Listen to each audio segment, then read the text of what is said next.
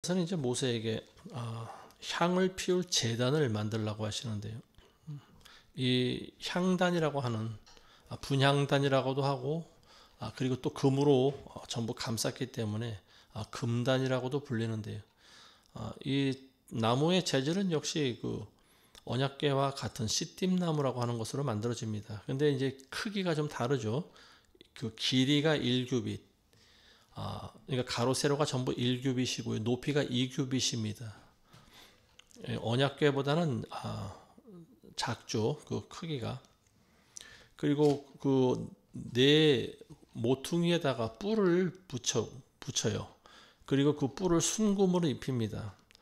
그러니까 이 전체를 이제 금으로 전부 또 싸고요. 그리고 언약궤처럼 이쪽 면과 저쪽 면에 고리 2개씩 매달아서 거기다 이제 나무 막대기를 이제 금으로 씌운 금봉을 이제 거기다가 또 끼우죠. 그 금 막대기를 끼우는 이유는 이동할 때 이제 그 금으로 된 그 봉을 들고 이동하기 쉽기 때문에 그렇게 만듭니다.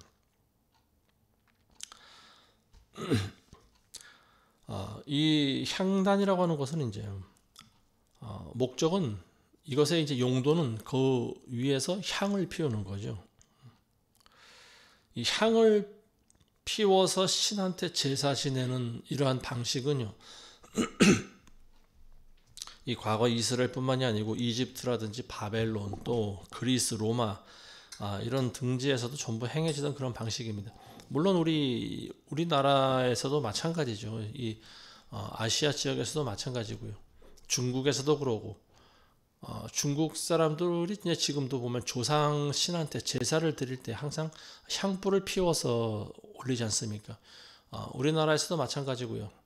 그 유교 방식에서도 제사를 지낼 때 보면은요, 음식을 차려놓고 그 위에 향을 붙입니다. 그래서 그 향을 태우는데요.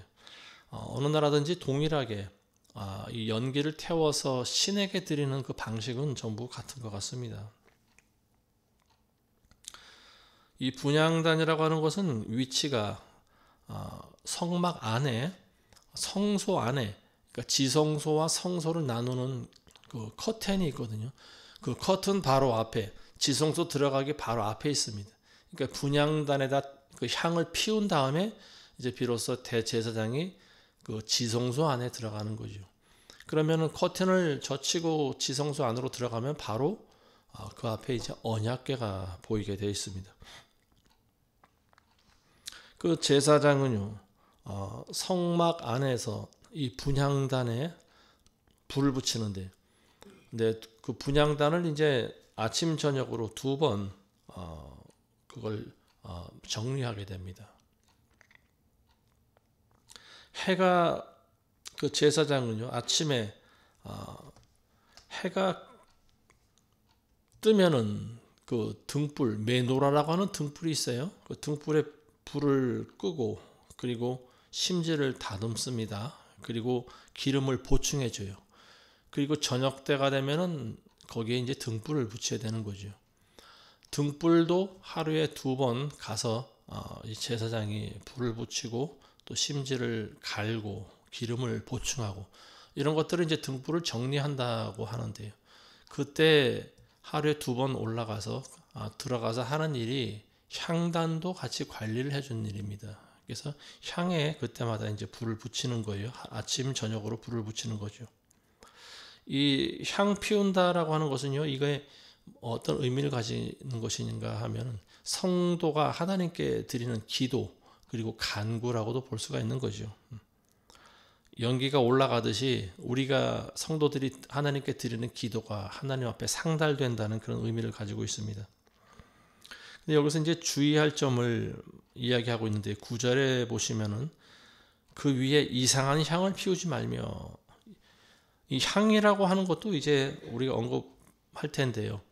하나님께서 그 재료를 지정하십니다. 그래서 그 재료를 이제 그 잘 혼합해서 그걸로 향을 피워야 되는데, 뭐 의미대로 아무 향이나 피우면 안 된다라고 하는 거죠. 향불을 피우는 것도 그렇고 또 하나님께 드리는 불도 마찬가지입니다. 그 아론의 그 제사장 2명이 다른 불을 들이다가 결국 목숨을 잃지 않습니까? 하나님께서 그 말씀하신 그 향을 피워야 되는 거죠. 그 대제사장은 1년에 한 번씩 이제 그 지성소 그리고 성막 안에 있는 모든 기구들, 성물들을 1년에 한 번씩 정결하게 하는 그런 의식이 있어요. 그게 이제 양력으로 치면, 태양력으로 치면 7월 10일이 되는데요. 이게 대속죄일입니다. 그때 이제 그 대제사장은 그 피를 담아 가지고 가세요. 짐승의 피를 가지고 와서 그걸 찍어 가지고 이제 이러한 기구들을 정결하게 하는 그런 의식을 하고 있어요. 그때 이 향단도 역시 향단에 있는 4개의 뿔에다도 이제 피를 바릅니다. 그래서 정결하게 하는 거죠. 이 향단을 만들고 아침 저녁으로 향을 피운다라고 하는 것은 오늘날 이제 우리 크리스찬들의 삶과도 좀 관련이 있는 것 같습니다. 그래서 우리가 아침에 눈을 뜨면은 먼저 우리는 하나님께 기도를 하는 그런 습관을 들이는 것이 좋습니다. 사람이 밤에 잠을 자다가 무슨 일이 일어날지 아무도 모르지 않습니까? 요즘에 보면은 그런 죽음을 맞는 사람들이 많은 것 같아요. 돌연사라고 그러지 않습니까? 밤에 자다가 아침에 못 일어나는 사람들이 있습니다. 이제 이런 일들, 하나님께서는 아침에 눈을 뜬다라고 하는 그 의미는 뭐냐? 하나님께서는 우리에게 생명을 연장시켜 주신다라고 하는 겁니다. 우리의 생명이라고 하는 것은 하나님께서 주신 거예요. 그렇기 때문에 주신 자가 하나님이시기 때문에 취하시는 분도 하나님이시라고 하는 거죠. 언제든지 하나님은 우리에게 있는 하나님의 영을 다시 취해 가실 수가 있습니다. 그러면 우리는 그것이 곧 죽는 거예요. 우리 안에 있는 영을 하나님께서 끌어가신다라고 하면 우리 육신은 껍데기만 남게 되는 거죠. 그래서 우리가 아침에 눈을 뜨면은 하나님께서 우리에게 다시 생명을 연장시켜 주시는구나. 이 하루를 살게 하셨다라고 하는 거기서 오는 감사의 기도를 드릴 수가 있는 거고요.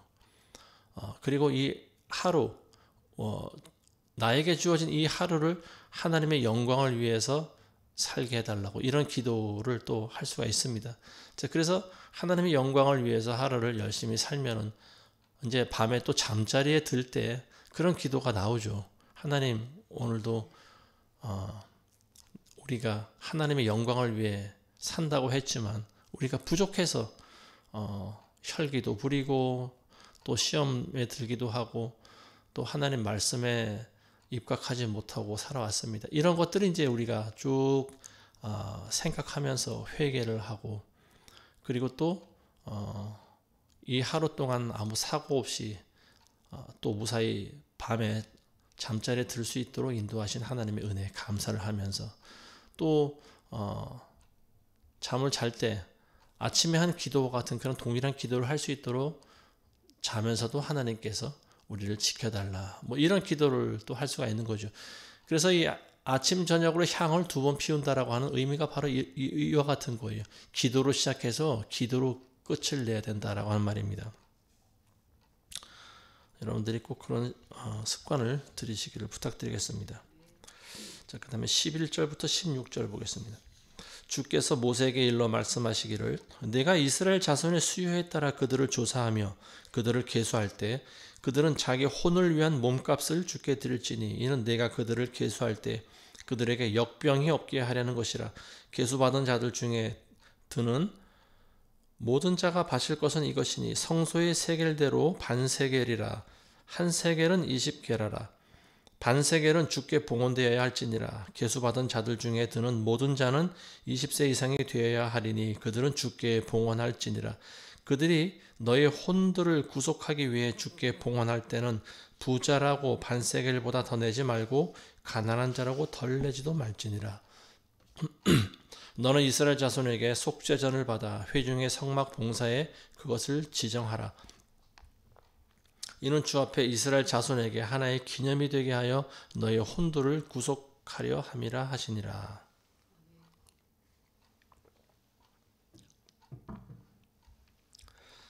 자, 여기서는 이제 하나님께서 이스라엘 자손들에게 돈을 내라고 하시는 건데 이 돈 여기서 이 돈의 의미는 뭐냐면 속전이라고 하는 게 있습니다. 속전. 우리의 생명값이라고 하는 거죠. 속전이라고 하는 것은 그 사람의 이제 생명값, 즉 그 사람의 할당되는 몸값을 얘기하는 거예요. 근데 이 몸값이라고 하는 것은요, 뭐 매일 내는 건 아니죠. 이게 언제 내는 거냐 하면은요, 그들을 11절에 보시면요, 이스라엘 자손의 수효에 따라 그들을 조사하며 계수할 때, 이스라엘 백성들의 수를 계수할 때, 이게 오늘날 말로 하면은 인구조사라고 하는 거죠. 인구조사. 인구조사할 때 그들의 속전값을 내야 된다라고 하는 거예요. 그래서 그 값이 얼마냐? 이게 이제 반세겔이라고 하는 거죠. 반세겔. 세겔이라고 하는 것은 무게의 단위죠. 그래서 이 반세겔의 무게를 내는데 이거를 안 내면은 역병에 걸린다라고 하는 거예요. 그러니까 이제 이 말씀을 통해서 보면은 하나님께서는 돈을 좋아하시는 분인가? 왜 돈을 안 내면은 또 전염병이 들게 하실까? 뭐 우리는 이런 생각을 할 수가 있어요. 근데 여기서 우리가 아셔야 될 게 뭐냐면요. 인구조사할 때만 이걸 이제 한 번씩 내는데요. 인구조사라고 하는 것은 20세 이상 된 남자들만 하는 거죠. 과거의 여자나 어린아이들은 인구조사의 대상이 되질 않았습니다. 그리고 나이가 또 너무 많은 노인네들, 이런 분들은 인구조사 대상이 되질 않았어요. 그러니까 인구조사에 드는 사람들은 전쟁에 나갈 수 있는 남자의 숫자만 칩니다. 그러니까 만 20세 이상 되는 남자들의 수만 치는 거예요. 그래서 20세부터 50세 그 사이에 드는 남자들의 숫자를 계수를 합니다. 그래서 인구가 출애굽 당시에 광야에서 처음 실시한 이스라엘 백성들의 인구수가 몇 명이었는가 하면 60만 명이었습니다. 정확하게는 60만 3,550명이죠. 60만 명이라고 하는 그 인구의 숫자라고 하는 것은 20세 이상 된 남자의 수만 계수를 한 거예요. 그러니까 여기다가 여자의 숫자, 그리고 어린아이의 숫자, 그리고 노인네들의 숫자까지 더하면 한 200만 명 정도는 우리가 추정해 볼 수 있다라고 하는 거죠. 자, 그래서 이 속전값이라고 하는 것을 이 젊은 남자들의 그 생명값으로 내야 되는 거예요. 이게 이제 인구조사 계수할 때 내는 건데요. 여기에 대한 이제 의미를 굳이 부여하자면은 이제 그런 거라고 볼 수가 있겠죠. 하나님께서는 이스라엘 백성들을 눈동자같이 보호하지 않습니까? 그러니까 계수할 때마다 인구라고 하는 것이 뭐 전쟁이 뭐 과거에는 뭐 전쟁이 항상 있어 왔지만 어쨌든 그 지파나 그 민족이라고 하는 것은 처음보다 나중에 좀 불어나게 마련해요. 왜냐하면 계속해서 아이를 낳고 그 불어나지 않습니까? 그러다 보니까 이제 이런 숫자가 특히 줄지 않는 그런 부분에서 오히려 숫자가 늘어났을 때 하나님께 우리는 감사를 할 수가 있다라고 하는 거죠. 그걸 이제 하나님의 축복으로 보는 거예요. 그러니까 인구의 증가가 곧 하나님의 축복이다라고 하는 거예요. 안타깝게도 지금 오늘날에는 이 인구의 증가가 어느 정도 지금 멈춰 있는 상태인 것 같습니다. 우리나라 같은 경우는 이제 조금씩 감소하고 있는 추세인데요. 베이비붐 시대에 태어난 사람들이 뭐 저도 거기에 해당되지만요. 그 당시에는 젊은 아이들이 굉장히 많았습니다. 근데 사실은 우리는 그때 아우성치면서 뭐 정말로 어떤 그런 경쟁 시대에 살아가면서 막 앞다투어 살면서 정신없이 살아왔는데요. 근데 지나고 보니까 그것이 축복이다라고 하는 거예요. 지금은 어린 아이들을 보기가 쉽지 않습니다. 아이를 안 낳고요. 그리고 또 결혼 자체를 안 하니까 인구가 점점 감소하고 있는 그런 추세입니다. 하나님의 축복이라고 하는 것은 생육하고 번성하는 데 있습니다. 그게 본질적인 거죠. 그래서 20세 이상 된 남자들 인구조사할 때 반세겔씩 하나님께 감사하는 마음으로 세금을 걷어서 내라고 하는 거죠. 자, 사무엘 하에 보시면은요, 다윗이 인구조사를 하는 내용이 나와 있는데요. 근데 인구조사를 할 때 이 사람들의 속전값을 냈다라고 하는 그런 기록이 나오지 않습니다. 사실은 이 인구조사라고 하는 것은요, 하나님의 허락이 있을 때만 하는 거예요. 하나님께서 모세에게 인구조사를 하라고 했을 때 모세가 그 이스라엘 지파들의 인구를 조사하는 것이지, 함부로 인구를 조사하면요, 그것도 하나님께 죄가 됩니다. 왜냐하면은 사람의 생명이 하나님께 달려 있지 않습니까? 그걸 우리가 함부로 계수한다라고 하는 것은 곧 하나님을 의심한다라고 하는 거지요. 하나님께서는 인구수가 몇 명인지 우리가 자의적으로 세는 것을 허락하지 않습니다. 하나님의 허락이 떨어질 때만 인구를 조사하는 거예요. 근데 다윗이 자기 임의대로 인구를 조사했었죠. 그때 다윗의 군대 장관이었던 요압이라고 하는 사람은 어찌 보면 악한 사람이죠. 근데 이 악한 요압마저도 인구 조사를 하지 말라고 말렸습니다. 만류했어요.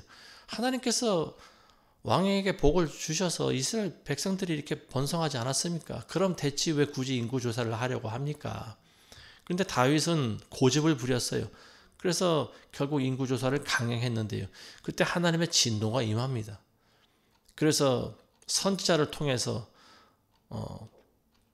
하나님의 징벌이 임한다라고 하는 것을 이제 경고하셨는데요. 그래서 결국 3일 동안 전염병으로 이스라엘 백성들을 치십니다. 그러니까 오늘 우리가 읽으신 그 말씀과 똑같은 거죠. 너희 혼을 위한 몸값을 주께 드려야 되는데 그 계수할 때 너희에게 역병이 없게 하라는 것이다. 근데 다윗은 그 값을 드리지 않았어요. 생명의 속전값을 내지 않았어요. 그리고 인구조사를 강행했습니다. 이게 하나님의 진노를 샀다라고 하는 거죠. 그래서 이스라엘 백성들이 3일 동안에 7만 명의 목숨을 잃었습니다. 전염병으로. 그러니까 이 구약시대 때는 우리 인간들에게 주신 하나님의 모든 이런 율법, 규례, 규칙 이런 것들이 굉장히 다 중요한 거예요. 그래서 그걸 다 지켜야 되는 거죠. 이 속전값이라고 하는 것은 반세겔이라고 하는 것은요, 이게 그 당시 세겔의 그 규정이 세 가지가 있어요. 성소에서 내는 세겔이 다르고요. 그리고 왕족들이 내는 세겔이 다릅니다. 그리고 일반 평민들이 내는 세겔이 전부 달라요. 일반 세겔의 무게는 11.4g이라고 나와 있습니다. 11.4g이면요, 금 3돈 정도의 무게를 따지고 있습니다. 성소에서 사용되는 세겔은요, 그거보다 좀 가벼워요. 9.7g, 2돈이 조금 넘는 그런 무게입니다. 자, 이 속전값은 부자나 가난한 자나 모두 예외 없이 반세겔을 전부 내야 된다라고 하는 거예요. 어찌 보면 이것이 그 사람의 영혼의 값인 거죠. 하나님께서는 우리 중심을 보십니다. 그 사람이 부자든지 가난하든지 그런 걸 따지지 않으세요. 자, 여기서 반세겔을 내야 된다라고 하는 것은 모든 영혼은 다 동일하다라고 하는 거예요. 어떤 영혼이든지 하나님 앞에서는 똑같은 값을 가지고 있다라고 하는 거죠.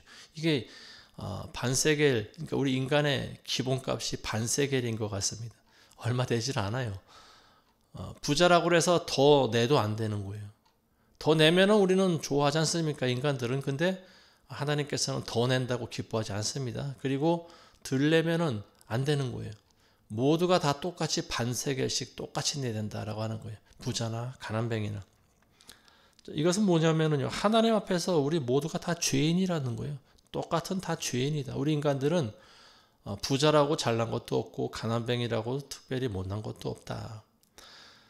이 땅에서 부자와 가난한 사람들은요, 이 땅에서만 그게 국한된 거지. 그리고 하나님께서 그들을 통해서 하실 일이 있기 때문에 그렇게 살아가도록 하시는 거지. 근데 그 사람의 영혼의 값과는 상관이 없다라고 하는 거죠.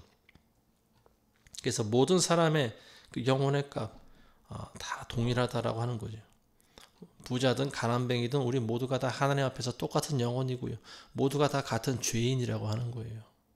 거기서 벗어나는 사람이 아무도 없습니다. 다 똑같은 거예요. 자, 그래서 이제 그리스도께서 이 땅에 오신 일이 바로 그겁니다. 우리를 위해서 속전값을 대신 치러준 거예요. 예수님께서. 우리가 우리 자신의 값을 드리지 못하지 않습니까? 그러니까 하나님께 대신 제사를 드려준 거예요. 예수님께서. 그리고 자신의 생명, 피를 흘리셔서 자신의 생명값으로 우리를 위해 속전값을 대신 드려준 겁니다. 자, 그 다음에 17절에서 21절 보겠습니다. 주께서 모세에게 일러 말씀하시기를 너는 노스로 물대야를 만들고 그 다리도 노스로 만들어 씻게 하되 그것을 회중의 성막과 제단 사이에 두고 그 안에 물을 담을지니라. 아론과 그 아들들은 그곳에서 그들의 손과 발을 씻을 것이며 그들이 회중의 성막에 들어갈 때 그들이 물로 씻어야 죽지 않으리니 그들이 섬기려고 제단에 가까이 가서 주께 불로 제사를 드릴 때도 그리할지니라. 그러므로 그들이 그들의 손과 발을 씻으면 죽지 않으리니 이는 그와 그의 씨가 대대에 걸쳐 영원히 지킬 규례니라 하시니라. 이번에는 이제 노스로 세수대야를 만들려고 하는 거죠. 물대야. 이제 이것을 물두멍이라고도 합니다. 물두멍. 또는 노스로 만들어진 그런 대야, 노대야라고도 하는데요.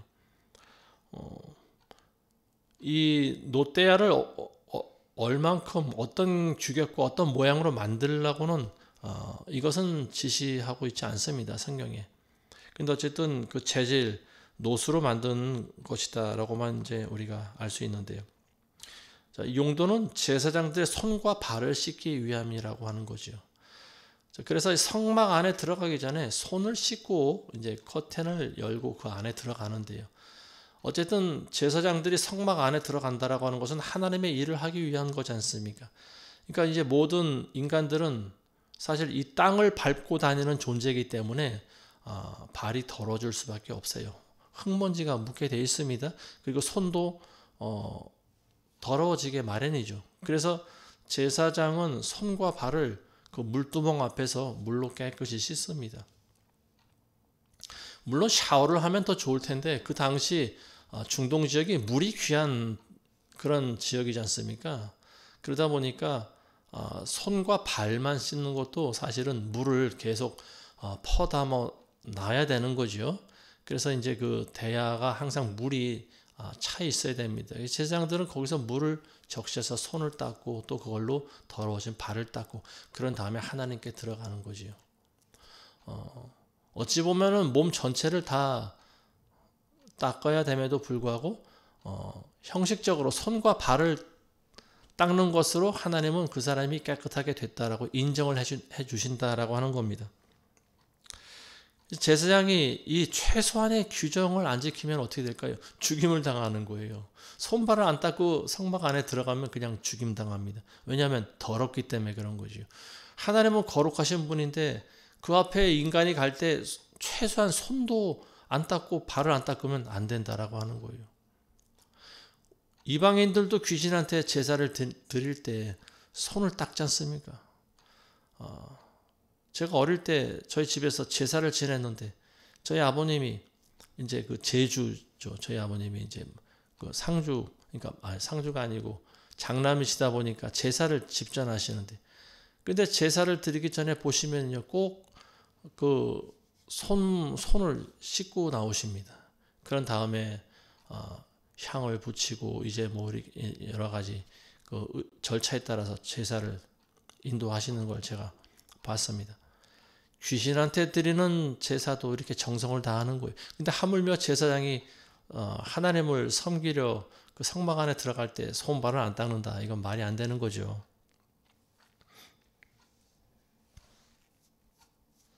몸이 깨끗한 사람은요, 대개는 마음도 깨끗합니다. 그 사람의 마음이 어떤지는 그 사람의 몸이 증명을 해주는 거예요. 정신 상태가 제대로 되지 않는 사람들은요, 자기 몸 관리를 안 합니다. 노숙자들 보면 알지 않습니까?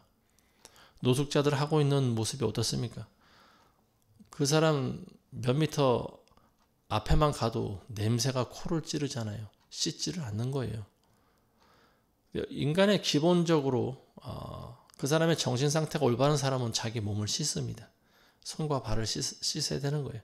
그래서 제사장들은 손발을 씻고 하나님 그 앞에 나가서 하나님의 일을 합니다. 자, 이것은 이제 영적인 의미가 있어요. 우리 그리스도인들은요 이미 목욕을 한 번 한 사람들이에요. 무엇으로 목욕을 했냐면 물로 목욕한 것이 아니고 그리스도의 보혈로 우리는 목욕을 한 사람입니다. 예수님께서도 제자들에게 발을 또 세족을 해주시지 않습니까? 그랬더니 이제 욕심 많은 제자들이 또 뭐 머리도 씻겨달라고 그러고 그럽니다. 근데 이미 깨끗하게 되었다라고 하는 겁니다. 그래서 너희는 발만 씻으면 된다, 그런 말씀하시는 거예요. 이게 뭐냐면은 한 번 예수 그리스도를 통해서 구원받은 사람들은 그분의 보혈로 죄 씻음을 받았다라고 하는 거. 이거 샤워한 거, 이거는 샤워한 거, 목욕한 거와 똑같습니다. 그러니까 한 번 샤워한 사람은 그 다음에는 손과 발만 씻으면 된다. 자, 이것이 이제 그때그때 짓는 어떤 자범죄 같은 거지요. 기본적으로 우리 안에 있는 원죄라고 하는 것은요, 예수님의 보혈로 사함을 받았습니다. 그래서 우리는 다시 그 원죄에 대한 부분을 다시 또 우리가 죄사함 받을 필요는 없다라고 하는 거죠. 그래서 우리는 날마다 손과 발을 씻듯이 우리 죄악을 회개해야 되는 거예요. 그때그때 지은 죄들을 하나님께 손발 씻듯이 죄를 회개하는 겁니다. 그래야 우리 영혼에 끼는 이런 죄악들, 불순물, 때 이런 것들을 이제 그때그때 제거를 해 나가야 된다라고 하는 거죠. 22절과 33절 또 주께서 모세에게 일러 말씀하시기를 너는 또한 고급 향료를 취하되 순수한 몰약 500세겔과 향기 좋은 그 반에 육개 250세겔과 향기 좋은 창포 250세겔이라 성소의 세겔에 따라 계피 500세겔과 올리브 기름 한 흰을 가지고 너는 거룩한 연고 기름을 만들되 약제사의 기술에 따라 연고를 만들지니 이것이 거룩한 붓는 기름이 될 것이라. 너는 그것으로 회중의 성막과 증거궤와 상과 그 모든 기명들과 촛대와 그 기명들과 향단과 번제단과 그 모든 기명들과 물대야와 그 다리에 기름을 부을지니라. 너는 그것들을 거룩하게 할지니 그리하면 그것들이 가장 거룩하게 되어 무엇이나 그것들에 닿는 것은 거룩하게 되리라. 너는 아론과 그의 아들들에게 기름을 부어 그들을 성결하게 하여 그들로 제사장 직분으로 나를 섬기게 하라. 너는 이스라엘 자손에게 일러 말하기를 이것이 너희 대대에 걸쳐 내게 거룩한 붓는 기름이니 사람의 몸에다 붓지 말 것이며 이것과 같은 다른 무엇을 그 방법에 따라 만들지도 말지니라. 그것은 거룩하며 그것이 너희에게 거룩하게 될 것이라. 이것과 같은 것을 제주하는 자나 혹은 그것을 타국인에게 붓는 자는 누구라도 그의 백성에게서 끊어질지니라 하라 하시니라. 자, 여기서는 이제 그 기름, 거룩하게 하는 기름을 만드는 그 제조 방법에 대해서 설명하고 계시는데요. 먼저는 몰약과 그리고 육개, 창포, 그리고 계피 이 네 종류의 재료를 잘 배합해서요 올리브 기름에다 개어서 만듭니다. 그러니까 올리브 기름까지 총 5가지 재료가 들어가는 거죠. 이 몰약이라고 하는 것은 감람나무, 그러니까 올리브 나무와 비슷한 그런 관목에서 나오는 그 껍질에서 나오는 향이라고 하는데요. 그 즙으로 만든다고 합니다. 육개라고 하는 것은 월계수 나무에서 나오는 그런 월계수 껍질에서 채취한 거라고 하는데요. 그 다음에 창포는 이제 우리나라에서도 여인들이 뭐 창포 삶아서 뭐 그걸로 머리를 감고 목욕을 한다고 그러지 않습니까? 자, 그리고 이제 계피, 이제 향신료로 쓰이는 이 계피, 계피나무가 있죠. 그 껍질을 벗겨서 우리가 그걸로 뭐 달여서 먹기도 하고 하는데 약재로도 쓰고. 자, 이 몰약과 육개, 창포, 계피 4가지를 이제 올리브 기름과 섞어서 연고 기름을 만든다라고 나와 있어요. 연고, 그냥 기름, 이 식용유처럼 그냥 이렇게 맑은 기름이 아니고요. 연고 기름이다라고 하는 것은 끈적끈적한 기름보다 점성이 높은 거, 점도가 높은 그런 기름을 말합니다. 자, 이 배합 비율에 대해서는 정확히 알 수 없어요. 근데 25절에 보시면요. 너는 거룩한 연고 기름을 만들되 약제사의 기술에 따라 연고를 만들지니. 약제사, 약을 배합해서 만드는 사람을 약제사라고 하는데요. 오늘날 약사죠. 그 당시 만들던 약의 배합에 따라서 이 약제사가 만든 배합이 있을 겁니다. 근데 그게 성경에 나와 있질 않아요. 근데 그 정도 그 약제사의 어떤 그 배합 방법대로 기름을 만들려고 그랬어요. 그러니까 구약 시대 아니면 지금도 중동 지역에서는 사람이 다치면은 기름을 바르는 그런 습관이 남아 있는 것 같습니다. 예수님 당시에도 예수님께서 비유로 사마리아인의 비유를 말씀하실 때 이 사마리아인이 맞아서 강도에게 맞아서 죽어갈 때 지나가던 사마리아인이 그걸 보고 기름을 발라서 응급처치를 해주지 않습니까? 그러니까 아마 비상약으로 이러한 연고 같은 거, 좀 걸쭉한 기름으로 만들어진 연고를 비상약으로 가지고 다녔을 것이다. 이렇게 보여집니다. 자, 그래서 이 기름이라고 하는 것이 용도가 뭐냐? 거룩하게 하는데 쓰는 거라고 하는 거죠. 그래서 이 기름을 어디다 바르냐면요. 먼저는 아론과 그 제사장 아들들에게 이제 기름 부을 때 쓰는 거죠. 그래서 그들을 성결하게 만드는 용도로 쓰죠. 그리고 성막과 지성소와 그 안에 있는 모든 기명들, 분향단서부터 떡상과 그리고 메노라, 촛대와 그리고 모든 또 그 밖에 있는 그 번제단과 또 물두멍과 이런 성물들에게 이 기름을 다 바르는 거예요. 그래서 그걸 거룩하게 만드는 거죠. 근데 여기서도 보면 주의사항이 뭐냐면요. 사사로이 쓰기 위해서 이걸 만들면 안 된다라고 하는 거죠. 이 기름의 용도는 오직 거룩하게 하기 위해서 만드는 거예요. 그러니까 이거는 제사장들만 쓸 수 있는 겁니다. 이런 것들을 아무에게나 붓거나 바르거나 해서는 안 된다라고 하는 거죠. 그리고 그걸 만들어서도 안 된다라고 합니다.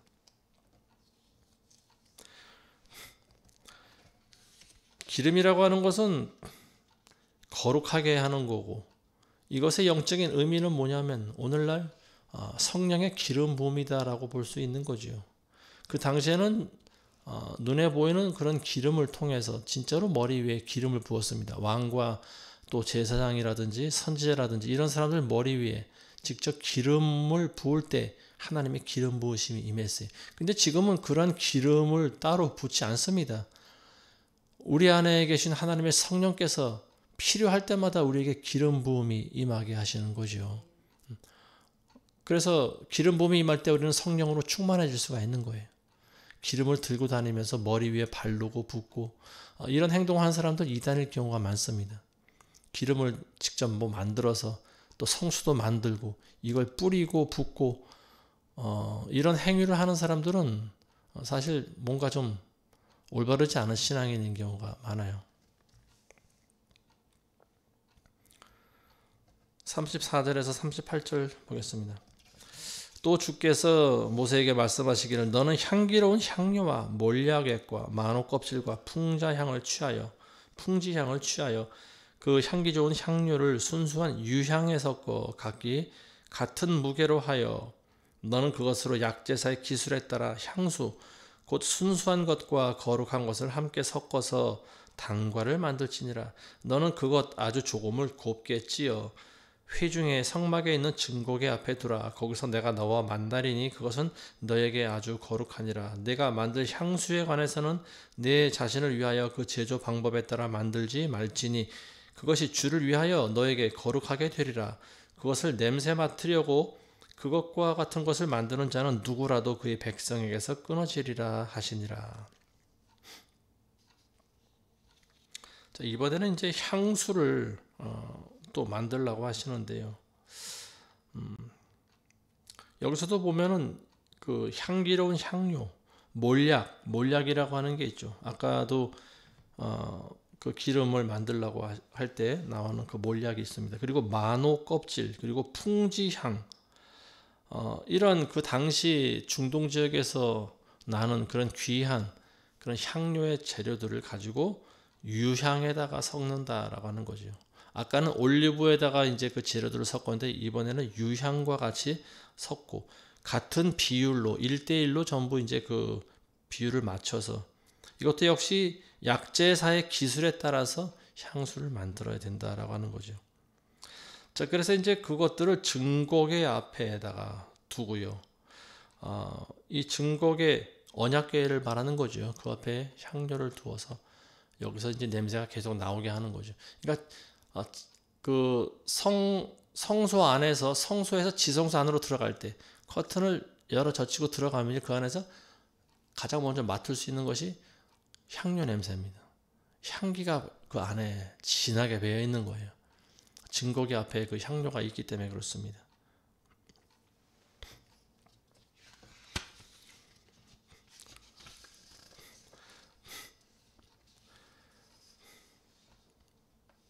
근데 이 향료라고 하는 것은요,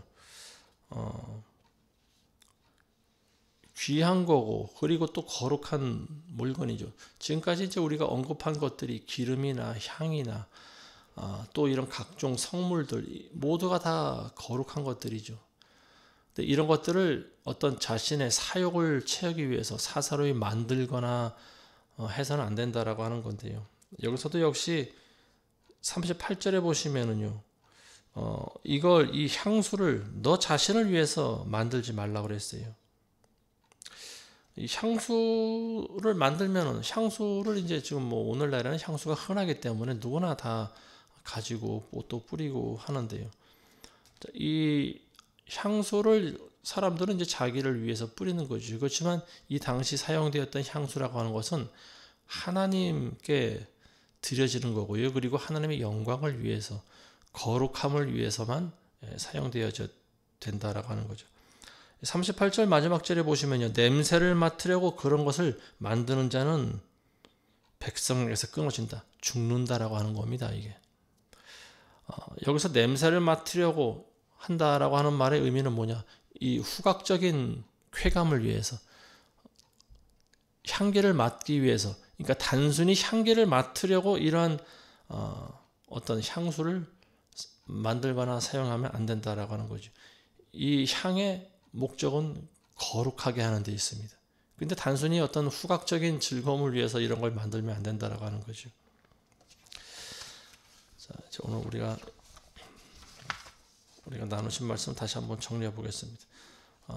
처음에는 분향단 만드는 규례가 나와 있었고요. 그 다음에는 물두멍, 그리고 생명의 속전값에 대해서 나누고, 그리고 기름, 그리고 마지막으로 향수를 만드는 방법, 그리고 이것들의 용도에 대해서 우리가 살펴봤습니다. 자, 분향단이라고 하는 것은 향을 피우는 그런 제단을 말하는데요. 그것의 의미는 우리의 기도와 간구를 말하고 있는 거죠. 그래서 우리 기도가 하늘 아버지께까지 상달된다라고 하는 것을 상징하는 그런 물건이 바로 이 분향단입니다. 자, 기도라고 하는 것은 우리 뜻대로 구하는 것이 아니죠.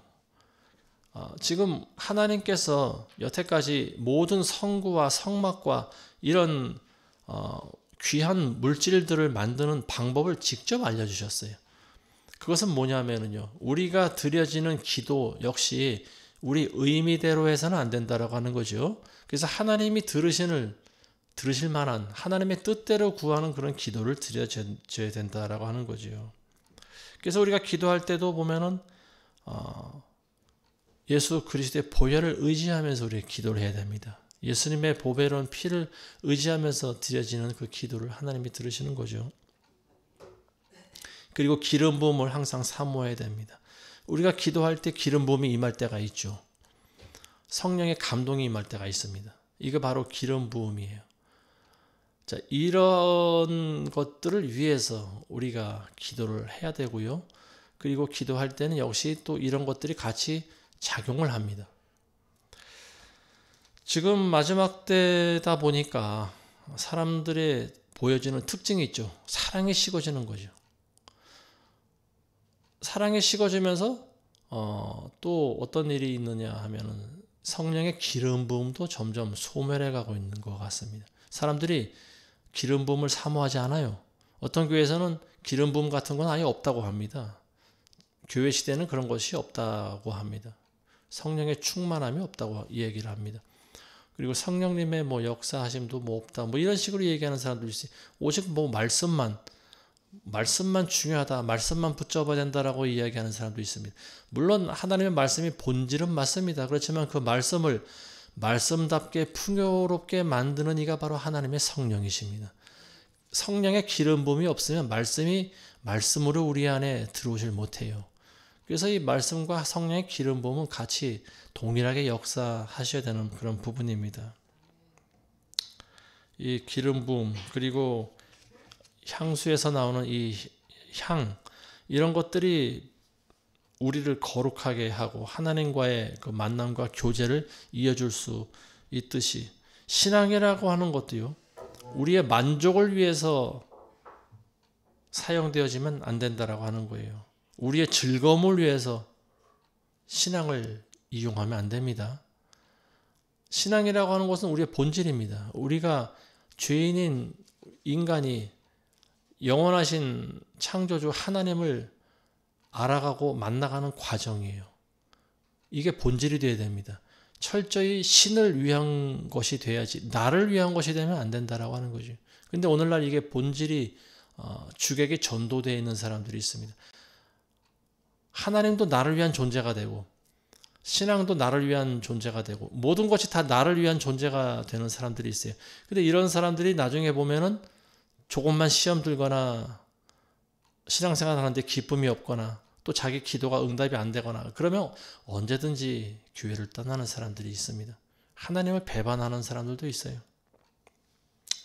오늘 말씀을 통해서 우리가 유념해야 될 부분은 뭐냐? 하나님을 섬기기 위해서는 하나님의 방법대로 섬겨야 된다라고 하는 거죠.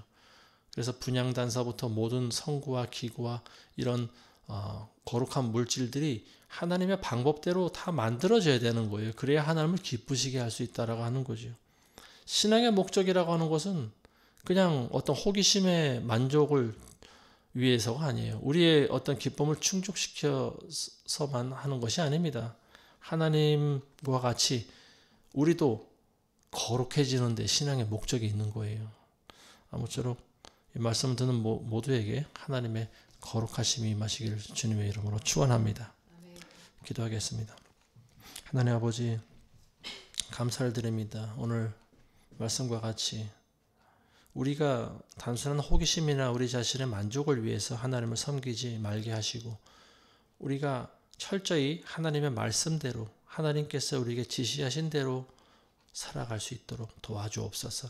그래서 우리가 더욱 거룩해지게 하시고 하나님께 가까이 나아갈 수 있도록 우리를 인도하여 주시옵소서. 예수님의 이름으로 기도합니다. 아멘.